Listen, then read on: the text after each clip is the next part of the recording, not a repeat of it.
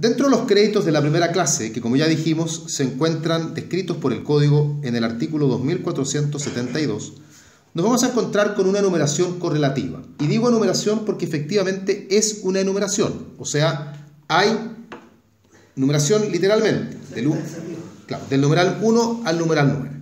Lo primero que vamos a destacar es que estos son los únicos créditos de la primera clase que existen. No hay más. Como primera característica, estos créditos de la primera clase se pagan en el orden en que están enumerados. O sea, se paga, si es que tenemos varios créditos de la primera clase que concurran simultáneamente, se va a pagar primero el crédito que está en el numeral 1, donde aparecen costas judiciales, luego las del numeral 2, donde tenemos expensas funerarias, y así seguiremos hasta llegar al numeral último de los de primera clase, donde están los impuestos de retención y de recargo. Impuestos a los que tiene derecho el fisco por retención o por recargo. Se pagan en ese orden. Si hubiesen varios dentro del mismo numeral, se pagan a prorrata. O sea, entre ellos se prorratea. Esa es la forma entonces como se van pagando los créditos de la primera clase.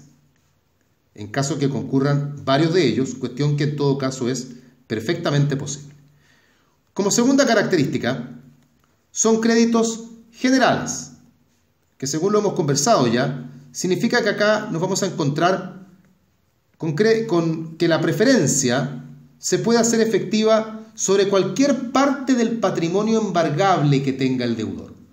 El acreedor de la primera clase no tiene que dirigirse sobre bienes determinados, sino que él mantiene su preferencia, se dirija contra el bien que sea. Pido el embargo del auto, o pido el embargo de la casa, o pido el embargo de las joyas, o pido el embargo, como dije antes, de la cuenta corriente, pero sea cual sea el bien que se persiga, siempre que sea embargable, el acreedor de primera clase mantendrá su preferencia. Como tercera característica, son créditos personales, en el sentido de que solamente se pueden perseguir aquellos bienes mientras los bienes se encuentren dentro del patrimonio del deudor. Si los bienes han salido del patrimonio del deudor, ya no se les puede perseguir. Si el deudor se las ingenió para vender su auto, yo como acreedor de primera clase al auto ya no lo puedo perseguir, a menos que de alguna forma me las ingenie yo, a su vez, para a través de la acción pauliana provocar que el bien vuelva al patrimonio. Y ahí con eso entonces tendré la aptitud para poder perseguirlo ahora. No olviden que la acción pauliana cumple justamente con ese fin, de permitir que los bienes que han salido del patrimonio vuelvan al patrimonio.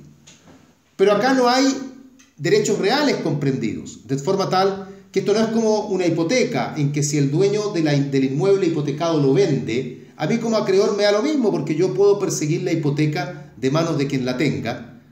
Esto no, son créditos y preferencias de carácter personal, y por ende solamente se persiguen los bienes que se encuentren circunstancialmente en ese momento dentro del patrimonio del deudor. Como cuarta característica, y una que ya dijimos es de perogrullo, ya hay que entenderla así, los créditos de la primera clase son los primeros en pagarse. Y en caso que haya discusión entre crédito, se pagará antes, si uno de primera o uno de segunda o uno de tercera, claramente los primeros que tienen que ser pagados son los créditos de la primera clase. Si no, no tiene ningún sentido calificarlos como créditos de segunda clase. Bien, todo esto entonces como características generales básicas de lo que son los créditos de la primera clase. Entonces, como recomendación, insisto, aprender los que señala el artículo 2472. No digo aprenderse todos los numerales, pero sí por lo menos tener alguna referencia básica, y siempre es bueno saberse los dos primeros y los dos últimos para tener ahí algún ejemplo.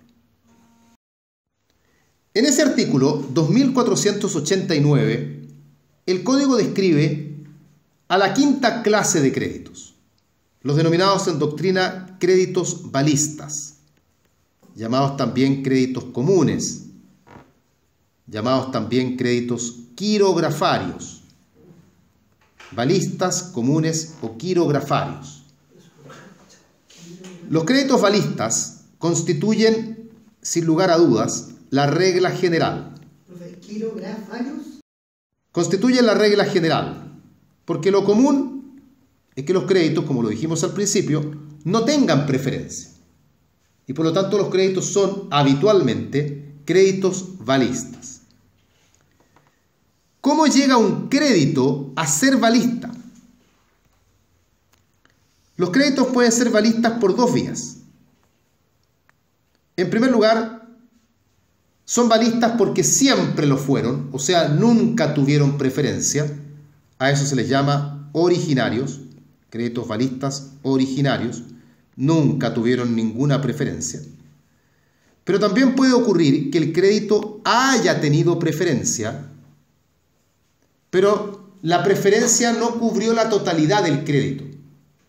Ejemplo, yo le debo al banco 100 millones de pesos y tengo una hipoteca sobre mi casa para garantizar esa deuda.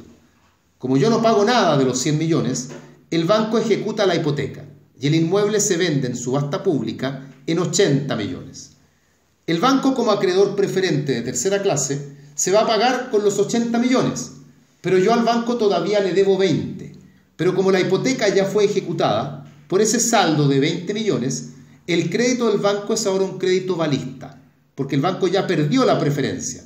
Ejecutó la hipoteca, la puede ejecutar solamente una vez. Tuvo mal ojo el banco, porque el inmueble no fue vendido en el monto necesario para pagar la totalidad de la deuda. Y por ende esos 20 millones de saldo pasan a ser créditos valistas. A esos créditos valistas se les denomina créditos valistas derivados, porque son créditos que tuvieron preferencia en algún momento, pero esa preferencia la perdieron. Esto puede ocurrir solamente con los créditos de segunda clase y con los créditos de tercera, nada más, porque esos son los únicos créditos cuyas preferencias recaen sobre bienes específicos, de tal forma que agotados esos bienes específicos, si queda algún saldo pendiente, ya la preferencia se pierde y ese saldo pasa a ser, por lo tanto, un saldo valista. ¿Cómo se pagan los créditos valistas? El artículo ya citado, el 2489, en esta materia es bastante clara también y señala que los créditos valistas, sin importar por qué sean valistas, o sea, pueden ser tanto los originarios como los derivados, da lo mismo eso, son todos iguales para la ley en este punto, se pagan a prorrata. O sea, se prorratea el pago. O sea, no se van a pagar completos probablemente. Se van a tener que prorratear entre ellos. No pueden los de primera clase, me pregunta María José, no pueden ser valistas los de primera clase, porque los de primera clase uno tiene la preferencia sobre todos los bienes, entonces nunca se va a agotar la preferencia. Yo puedo embargar el auto, no me alcanza con eso, embargo la casa, no me alcanza con eso, embargo la cuenta corriente, y siempre tendré la preferencia, porque la de primera clase, igual que la de la cuarta clase, yo tengo la preferencia persiguiendo toda clase de bienes. Pero en los créditos de segunda clase o de tercera clase, yo ahí solamente tendré la preferencia sobre ciertos bienes. Y esos bienes se pueden sacar a remate una sola vez. Luego de eso, si yo no me alcanza a pagar, todo lo que quede pasa a ser un crédito valista porque es un crédito que ahora ya carecería de preferencia.